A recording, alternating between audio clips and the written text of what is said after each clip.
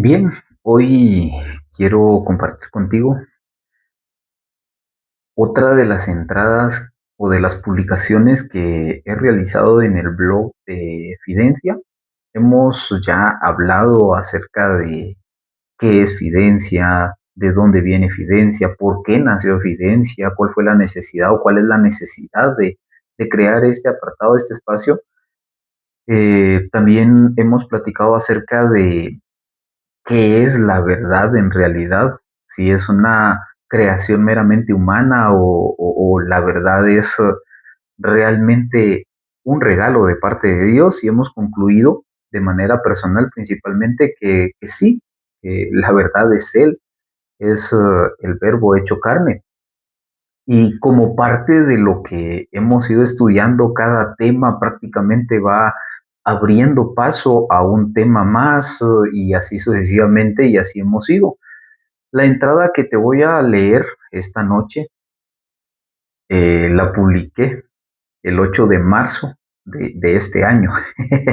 Es un blog muy reciente al final, pero creo que contiene mucha información relevante. La he compartido con algunos teólogos, compañeros y amigos míos que en realidad responden y afirman que los pone a meditar, y a mí también me pone a meditar cada una de las entradas, porque al final de cuentas todo genera algo más profundo, y el deseo del corazón de uno es profundizar aún más, es querer conocer. Obviamente no podemos conocer la magnitud de Dios, nosotros que tenemos una mente finita, no podemos tratar de conocer al Dios infinito. Y hablando de esto, hace tiempo me hacía una pregunta con respecto a a la Trinidad, porque en realidad es un debate que está muy popularizado hoy en día. Quizá tiempo atrás se tenía estos cuestionamientos, pero no de una manera tan constante como lo es ahora, gracias a las redes sociales también. Y meditando un poquito en la palabra del Señor, prácticamente me hacía esta pregunta, y esta pregunta te la hago a ti también. ¿Un Dios en tres? Nosotros, los trinitarios, que así nos llaman los unicitarios, los que solo creen que hay un solo Dios en diferentes manifestaciones, no son tres en uno, eh, en algún momento nos tachan de locos, y tienen algunas bases bíblicas que podríamos discutir más adelante, no hoy, pero inicia diciendo acá la entrada: no estás loco, estás comenzando a ver. Durante siglos, una de las afirmaciones más centrales del cristianismo ha sido también una de las más difíciles de comprender para la mente humana, que era parte de lo que te comentaba hace un momento, ¿verdad? A veces querer comprender la magnitud de quién es Dios es demasiado para nosotros los seres humanos. Y esta es una de las preguntas que durante muchos años ha sido cuestionada también, porque es muy difícil comprender y principalmente aceptar para nuestra mente que exista un Dios, o que Dios es uno, y sin embargo Dios es el Padre, Dios es el Hijo y Dios es el Espíritu Santo. Y esta declaración, conocida en la tradición cristiana como la doctrina de la Trinidad, ha sido para muchos una fuente de asombro. Eso es un wow. Pero para otros es una causa de confusión. Para algunos, una razón para pensar que el cristianismo es intelectualmente incoherente. Sin embargo, cuando se examina cuidadosamente el testimonio bíblico y la reflexión teológica de la Iglesia a lo largo de los siglos, la Trinidad no aparece como una contradicción absurda, sino como la revelación profunda del misterio de Dios mismo. Y es que la misma palabra habla de ello, ¿verdad? Que no todo se nos ha revelado, ni todo se nos va a revelar, sino solo lo que somos capaces de contener, parafraseando un poquito. Pero la dificultad que muchas personas experimentan frente a la Trinidad no se debe necesariamente a que la doctrina sea irracional, sino a que nuestra mente está acostumbrada a pensar en términos demasiado simplificados. Estamos acostumbrados a pensar lo más simple, lo más sencillo, lo primero ya. Y queremos que la realidad divina encaje de manera perfecta dentro de nuestras categorías humanas. Pero el Dios de la Biblia no es una proyección de nuestra mente. Es el creador del universo, infinito en su ser, eterno en su existencia y trascendente en su naturaleza. Por eso, cuando intentamos comprender quién es Dios, inevitablemente nos encontramos con un misterio que supera nuestras categorías sin destruir nuestra capacidad de entender.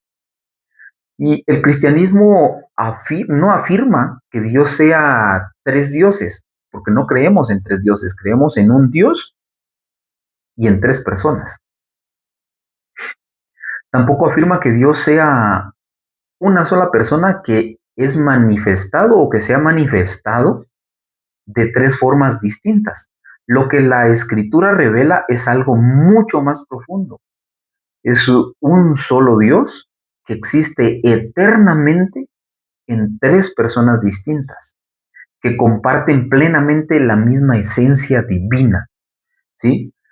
Esta verdad no surge de especulaciones filosóficas posteriores ni de debates teológicos alejados de la Biblia. Esta, esta verdad surge del propio testimonio de las Escrituras. El Antiguo Testamento establece con claridad absoluta que Dios es uno.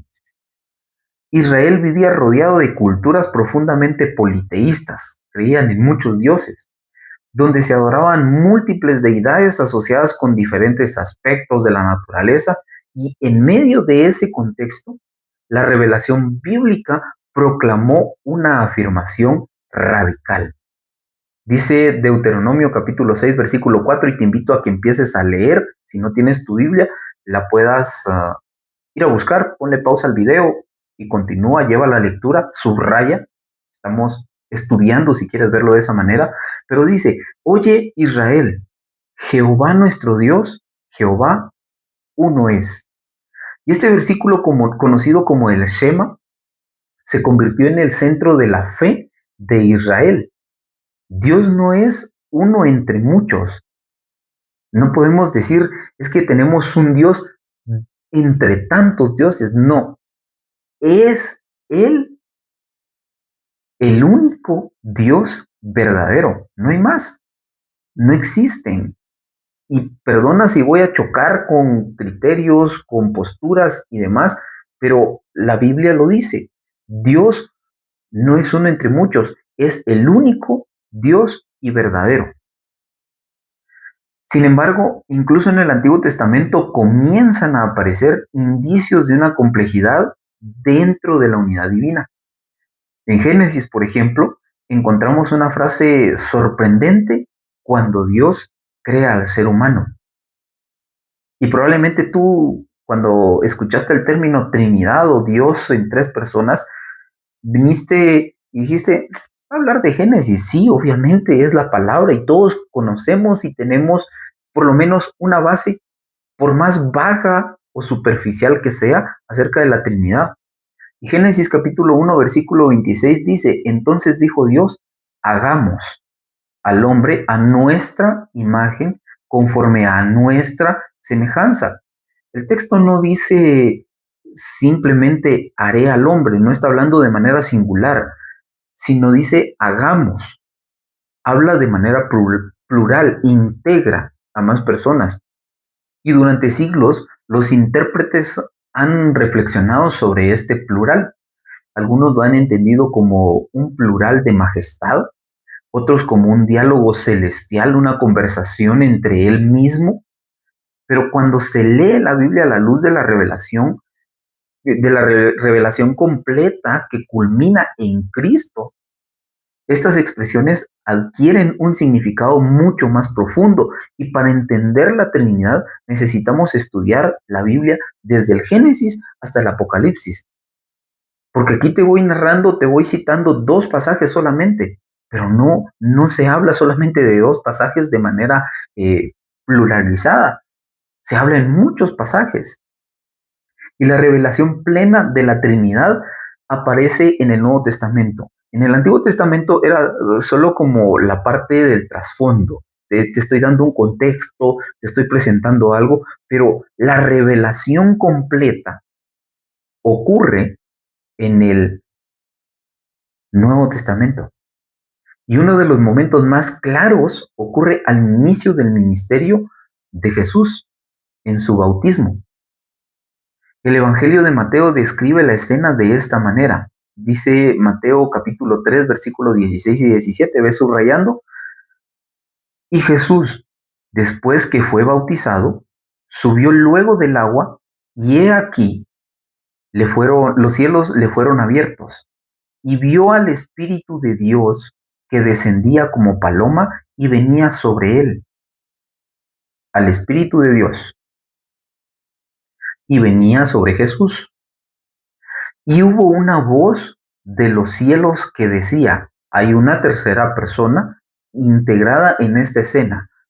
Jesús el Hijo, el Espíritu de Dios en forma de paloma y la voz del Padre que decía, este es mi Hijo amado en quien tengo complacencia. Si te das cuenta, en esta escena actúan los 3 elementos. Y aquí, de alguna manera, voy a decir, no estoy debatiendo ni confrontando ninguna teoría ni ninguna postura, pero de alguna manera acá no hay una explicación lógica y racional, si queremos llamarlo de esa manera, para decir que Dios se manifiesta en 3 formas diferentes. Porque ¿cómo Dios, siendo uno, manifestándose en 3 formas, va a descender del cielo en forma de paloma a Él mismo, que es el Hijo, y en el mismo momento va a hablar? Podríamos decir sí, porque es Dios todopoderoso, y sí, pero no, en esta escena vemos a la Trinidad, vemos 3 personas siendo un solo Dios, compartiendo atributos, características iguales, porque son uno solo. Pero en este breve pasaje aparecen simultáneamente las 3 personas de la Trinidad. Ya me había emocionado y olvidé la lectura. Pero te lo decía el otro día, vamos a ir agregando más allá de la lectura parte de lo que estoy comprendiendo, sintiendo y reentendiendo de lo que ya hemos escrito. Entonces dice, en este breve pasaje aparece simultáneamente las 3 personas de la Trinidad. El Hijo está siendo bautizado en el Jordán. El Espíritu desciende sobre él en forma de paloma. Y el Padre habla desde el cielo. No son 3 manifestaciones de una sola persona, sino 3 personas distintas actuando en perfecta unidad, siendo uno solo. Otro pasaje clave se encuentra al final del Evangelio de Mateo, cuando Jesús envía a sus discípulos a llevar el mensaje del Evangelio al mundo. Y este pasaje estoy completamente seguro que tú también lo sabes, porque Mateo 28:19 nosotros lo conocemos como la Gran Comisión. Dice, por tanto, id y haced discípulos a todas las naciones, bautizándolos en el nombre de ¿quién? Del Padre, del Hijo y del Espíritu Santo.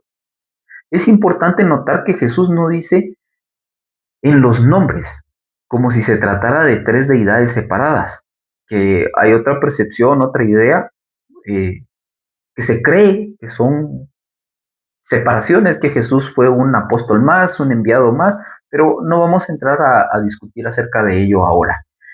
Dice en el nombre, en singular, la unidad de Dios permanece intacta. Dentro de esa unidad aparecen 3 personas distintas. Y acá te estarás rascando la cabeza diciendo, pero al principio me hablaste de pluralidad y ahora de singularidad, de algo singular, una sola persona. Sí, porque son 3 en uno, ¿sí?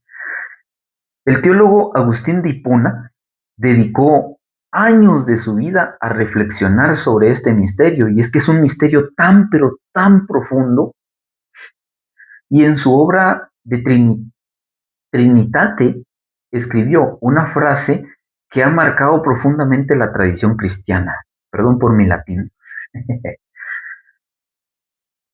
La frase es: si lo comprendes, no es Dios. Así de simple. Si lo comprendes, no es Dios. Y Agustín no pretendía decir que la Trinidad sea irracional, sino que la realidad de Dios siempre será más grande que nuestra capacidad de comprender plenamente. Podemos conocer verdaderamente a Dios, pero nunca podremos abarcarlo completamente. Otro teólogo muy famoso, Charles Spurgeon, decía en una imagen que presentaba que querer entender o querer conocer a Dios es como tomar una cubeta o un balde vacío e ir al mar, al océano principalmente, y querer llenar un agujero o una cubeta trasladando de un lado a otro. Es inmenso, es completamente incomprensible, pero no significa que no podamos conocer quién es Dios, por lo menos lo que Él ha permitido y a Él le ha placido revelarse a nosotros. Ahora, necesitamos entender lo siguiente: la doctrina de la Trinidad no es simplemente un concepto abstracto para teólogos, no solo es para alguien que tenga un profesorado en teología, una licenciatura en teología, una maestría en teología, un doctorado en teología. No, no, no, no, no. Tiene implicaciones profundamente prácticas para la vida cristiana, porque todos en algún momento hacemos teología de manera empírica y quizá en algún momento de manera irracional, pero todos hacemos teología, así como todos filosofamos. Pero ya vamos a hablar de esto en algún momento. En primer lugar, hablemos acerca de las implicaciones que tiene la doctrina de la Trinidad para la vida cristiana. Número uno, la Trinidad revela que Dios es eternamente relacional. ¿Sí? Antes de que el universo existiera, antes de que la humanidad fuera creada, Dios ya existía en una comunión perfecta de amor entre el Padre, el Hijo y el Espíritu Santo. Esto significa que el amor no es algo que Dios comenzó a practicar después de haber creado el mundo. El amor pertenece a la esencia misma de Dios, ¿sí? Y el apóstol Juan lo expresa de forma extraordinariamente simple. Es uno de los pasajes que me atrevería a decir que todos tenemos en nuestro corazón, en nuestra mente, y que en algún momento lo hemos citado. Primera de Juan, capítulo 8, capítulo 4, perdón, versículo 8. Dice: Dios es amor. Ahí, profundamente y extraordinariamente simple. Dios es amor. Y esta afirmación no solo tiene pleno sentido dentro de una comprensión trinitaria de Dios, porque si Dios fuera una sola persona, aislada, el amor solo habría comenzado a existir cuando creó algo distinto de sí mismo.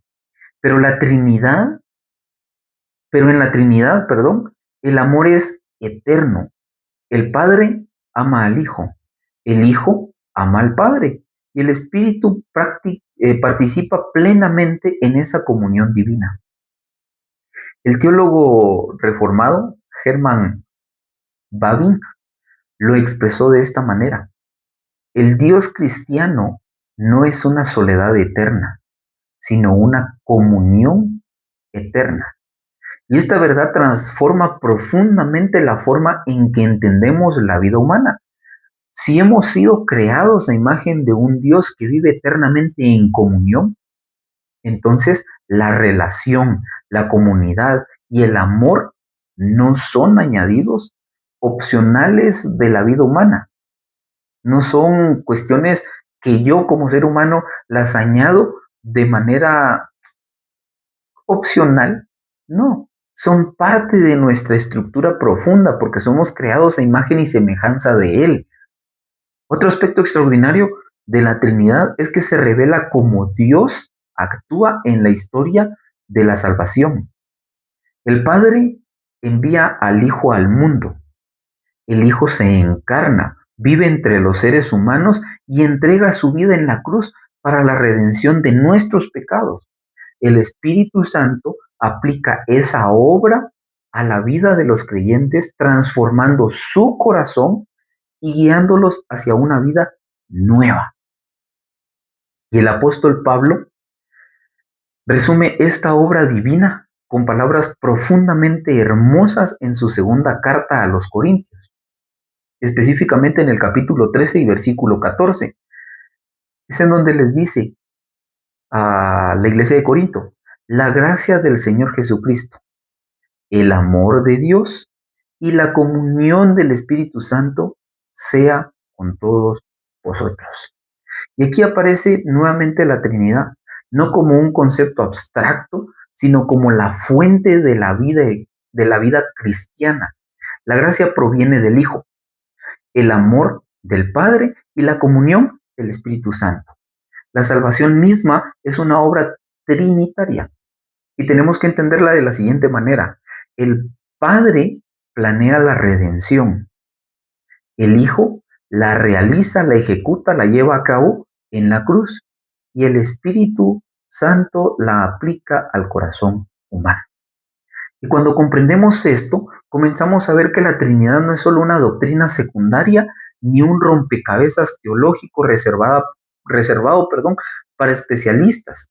Es el corazón mismo del Evangelio, de las buenas noticias, de lo que predicamos hoy en día, de lo que se predicó desde tiempo atrás.